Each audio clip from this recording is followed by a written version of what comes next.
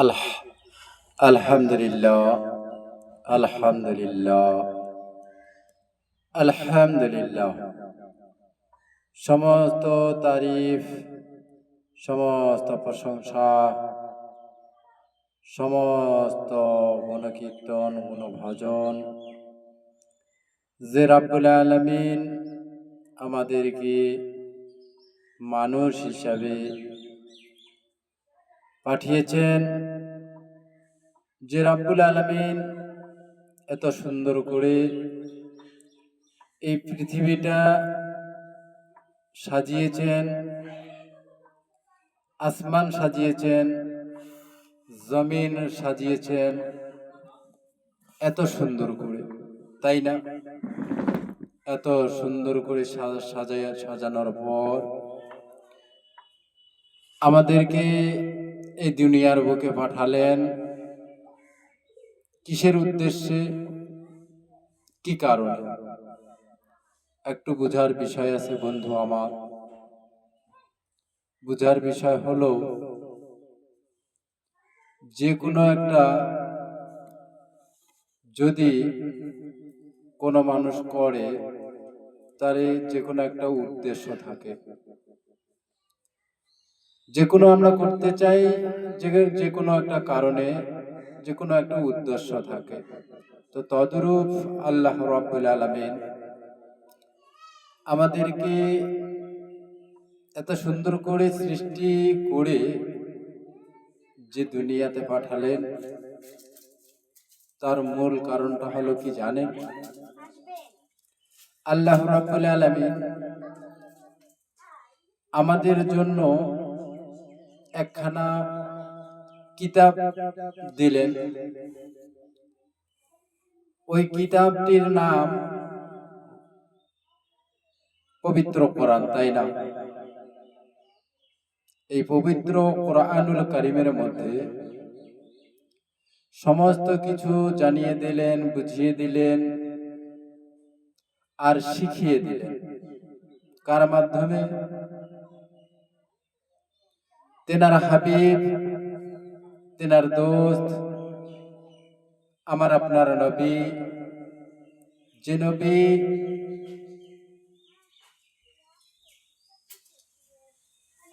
এই ৬৩ বছরের জীবনের মধ্যে পুরো পৃথিবীটাকে দেখিয়ে দিয়েছেন, শিখিয়ে দিয়েছেন, বুঝিয়ে দিয়েছেন। কি বুঝাইলেন, কি শিখালেন? এই কোরআনুল কারীমের মাধ্যমে আল্লাহ রাব্বুল আলামিন আমার দয়ার নবীর উপরে এই কোরআন খানা নাজিল করলেন। এই কোরআন দিয়ে আল্লাহর নবী, দয়ার নবী, মায়ের নবী, বিশ্ব নবী, এই কোরআনের মাধ্যমে এই কোরআনের মাধ্যমে আমার দয়ার নবী, মায়ের নবী, বিশ্ব নবী জনাবে মুহাম্মদুর রাসূলুল্লাহ সাল্লাল্লাহু আলাইহি ওয়াসাল্লাম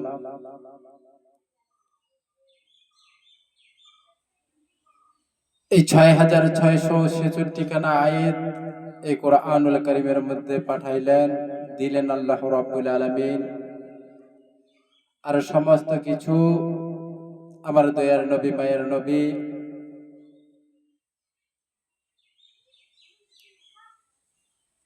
শিখিয়ে দিলেন, বুঝিয়ে দিলেন। তো বন্ধু আমার, আল্লাহ রাব্বুল আলামিন আমাদেরকে সৃষ্টি করেছেন একমাত্র তিনার ইবাদত করার জন্য। আর যখন আমরা এসেছিলাম তখন ওয়াদা করে এসেছি, আর এই দুনিয়াতে আসার পরেই আমরা এই দুনিয়ার মায়ায় সমস্ত কিছু ভুলে গিয়েছি।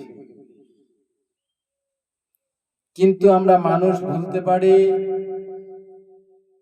আল্লাহ রাব্বুল আলামিন ভুলবে কি? ভুলবে না। আল্লাহ রাব্বুল আলামিন এই পবিত্র কোরআনুল কারীমের মধ্যে আমাদেরকে কেমন করে সৃষ্টি করেছেন সেটাও জানিয়ে দিয়েছেন। এমনও কোনো কথা বাকি রাখেননি যে আল্লাহ রাব্বুল আলামিন বলেন। এমনও কোনো কথা বাকি রাখেননি। হয়তো কোনো মানুষ ভাবতে পারে যে আমাকে বলেনি, কাল হাসরের দিন কঠিন কিয়ামতের মধ্যে আল্লাহর দরবারে যেদিন হিসাবে নিকাশ হবে সেদিনও মানুষ অনেক চালাকি করার চেষ্টা করবে। কিন্তু বন্ধু আমার, আল্লাহর দরবারে কোনো চালাকি, কোনো বুদ্ধি, কোনো শক্তি, কোনো ধরনের কোনো রকম কোনো কিছু চলবে না। কারণ সমস্ত কিছু কথা আল্লাহ জানিয়ে দিয়েছে। আমি মাঝে মাঝেই বলতেই থাকি, সব সময় বলতে থাকি, কি বলতে থাকি, যে আপনি শিখেছেন আপনার ব্যাপার, শিখেন নাই আপনার ব্যাপার, পড়েছেন আপনার ব্যাপার, পড়েননি আপনার ব্যাপার। কিন্তু পড়িও নাই, শিখিও নাই, জানিও না, কিন্তু আমরা চেষ্টাও করিনি। বুঝতে পারলেন কি?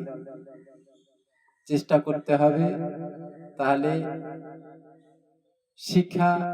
শেখা যাবে,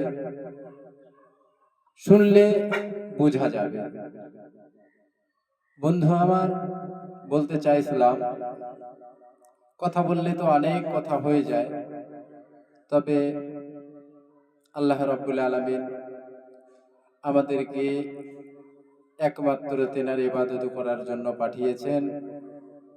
আল্লাহ রাব্বুল আলামিন পবিত্র কোরআনুল কারীমের মাধ্যমে জানিয়ে দিলেন, বিসমিল্লাহির রহমানির রহিম, ওয়া মা খালাকতুল জিন্না ওয়াল ইনসা ইল্লা লিয়াবুদুন।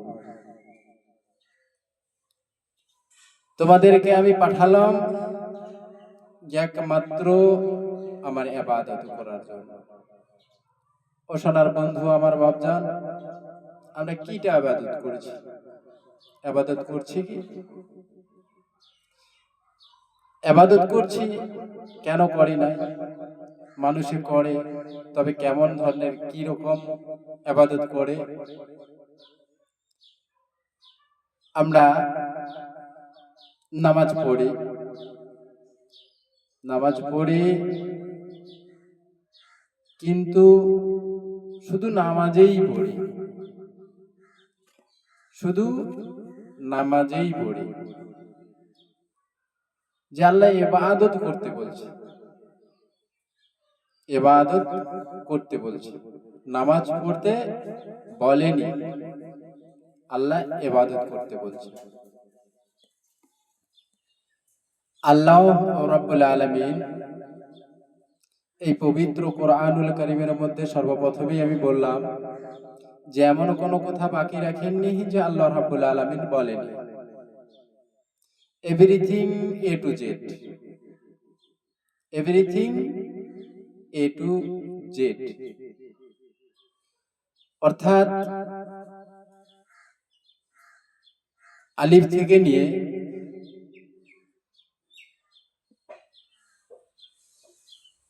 ইয়ে পর্যন্ত, যেমন ইংলিশে বললাম, এখন আরবিতে বলছি, আলিফ থেকে নিয়ে ইয়ে পর্যন্ত পুরোটাই, তাই না? আর শরীয় থেকে নিয়ে একদম চান্দ্রে বিন্দু পর্যন্ত যদি হয়ে যায়, তার মানে সমস্ত কিছু, এর মাঝখানটায় কোনো বাকি নাই।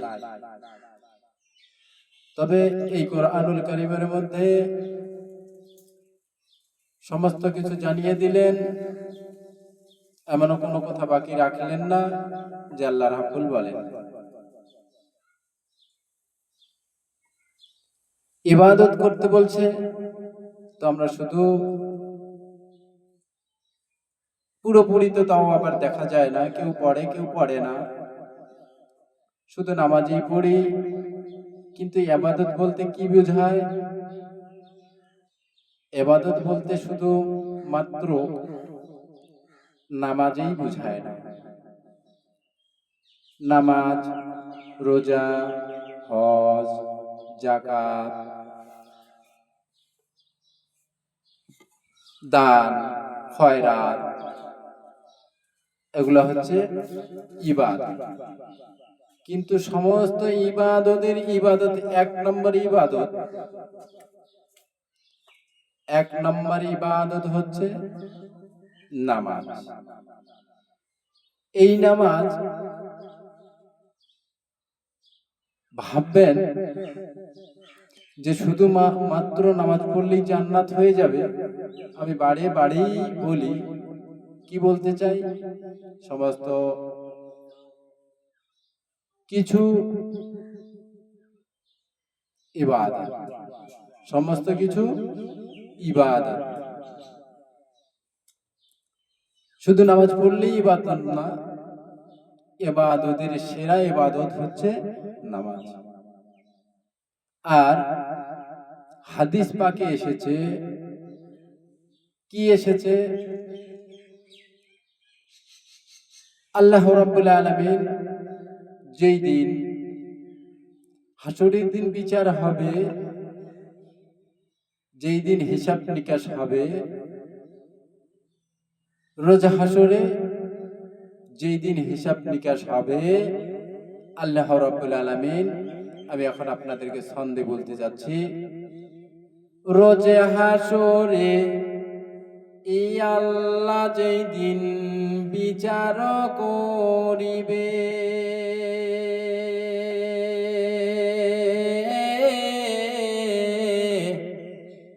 আর সর্বপ্রথম নামাজেরই হিসাব নিবে, ও মুমিন হিসাব নিবে। রোজ হাসরে আল্লাহ যেই দিন বিচার করিবে,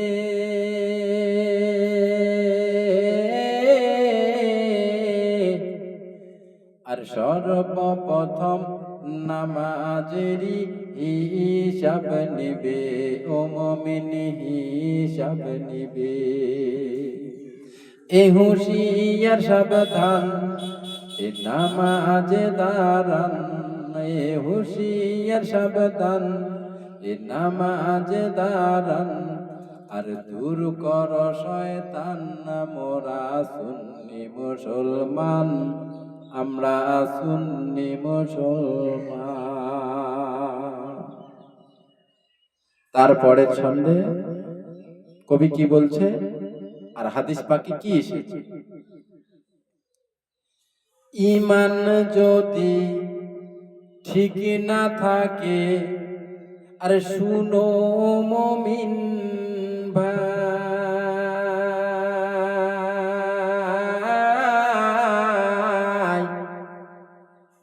আর নামাজ, রোজা, হজ, যাকাত কোনো মূল্য নাই, ও মুমিন কোনো মূল্য নাই। হুঁশিয়ার সাবধান, এ নামাজে দাঁড়ান, এ হুঁশিয়ার সাবধান, এ নামাজে দাঁড়ান, এ দূর কর শয়তান, মোরা সুন্নি মুসলমান, আমরা সুন্নি মুসলমান। বুঝতে পারলেন? তাহলে বোঝা গেল কিছু? শুধু নামাজ পড়লে হবে না, ঈমানটাও সঙ্গে সঙ্গে রাখতে হবে। কিন্তু তবে নামাজ পড়লে যে ঈমান থাকে সেটা নয়। নামাজ মানুষটা পড়তে পারে, কিন্তু অনেকে আমি দেখছি শুধু নামাজ পড়ে, ঈমানের কোনো বালাই নেই। হ্যাঁ বন্ধু, সত্যি সত্যিকারই বলছি। কারণ যদি ঈমান থাকতো তাহলে অনেক জিনিস মানুষ করতো না। তার মানে কি বোঝা গেল? যে ঈমানের কমজোরি আছে।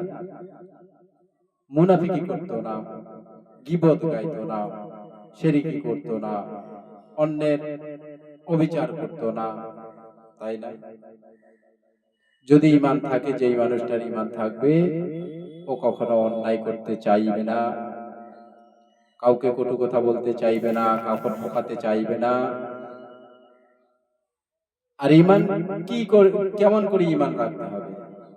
পাক্কাপোক্ত ঈমান রাখতে হবে। যদি পাক্কাপোক্ত ঈমান রাখা যায়, তবেই আল্লাহ রাব্বুল আলামিন কবুল করবে। নামাজ পড়লে কবুল করবে, দোয়া করলে কবুল করবে, আল্লাহ খুশি হয়ে যাবে। তবে আমরা শুধু নামাজই পড়ি, ইবাদত বুঝাইতে চাইছিলাম। আল্লাহ রাব্বুল আলামিন পবিত্র কোরআনুল কারীমের মধ্যে ঘোষণা করে বলছেন, বিসমিল্লাহির রহমানির রহিম, আকিমুস সালাতা ওয়া ইউতুজ যাকাতা ওয়া যালিকা দীনুল কাইয়্যিমা। নামাজের সঙ্গে সঙ্গে যাকাতও কায়েম করতে বলছে। সোনার বন্ধু, সোনার বাপজান আমার, বলতে গেলে অনেকক্ষণ বলতে পারি, তবে আরো সময় রয়েছে। এরপরে অবশ্যই আমি চেষ্টা করব বলার জন্য, আর অবশ্যই পেয়ে যাবেন। আর দয়া মেহেরবানি করে আপনাদের যাদের যাদের মোবাইলে যাবে, আপনারা সবাই আমাকে একটু লাইক, কমেন্ট, সাবস্ক্রাইব, শেয়ার করে দিবেন। দয়া করে ভাই মনে করে, বন্ধু মনে করে, গ্রামবাসী মনে করে, আত্মীয় স্বজন মনে করে, সোনার বন্ধু আপনাদের কাছে, ভাইজান আপনাদের কাছে কোনো টাকা চাই না, পয়সা চাই না, শুধুমাত্র একটু সাবস্ক্রাইব করে দিবেন, লাইক করে দিবেন, কমেন্ট করে দিবেন, শেয়ার করে দিবেন। আর এতটুকুর কারণে যদি আমি একটু এগিয়ে যেতে পারি, তো সবার জন্য, সারা বিশ্বের জন্য দোয়া করব। ও সোনার বন্ধু, কারো সহযোগিতায়, কারো হেল্পে ছাড়া কেউ উন্নতি করতে পারে না। উন্নতি করতে পারে কি? কারণ বুঝাতে চেয়েছিলাম এটাই, যে আমি আমার একটা দোকান খুলেছি, যদি কাস্টমার না আসে তাহলে কি ওই দোকানে ইনকাম হবে? হবে না, সোনার বন্ধু। তাই কারণে আমি ইউটিউব চ্যানেল খুলেছি। আপনাদের সহযোগিতায়, আপনাদের মহব্বতে, আপনাদের ভালোবাসায় এগিয়ে যদি যেতে পারি, তাহলে সবার জন্য দোয়া করব। আখিরি দাওয়ানা আলহামদুলিল্লাহি রাব্বিল আলামিন। আর কারো যদি কোনো কিছু বলার থাকে, অবশ্যই কল করে জানাবেন। আমার মোবাইল নাম্বার হচ্ছে 7407577390। আমার নামটা হচ্ছে ফরমানে আলম, গ্রাম মাস্টারপাড়া, থানা মাল, ডিস্ট্রিক্ট জলপাইগুড়ি।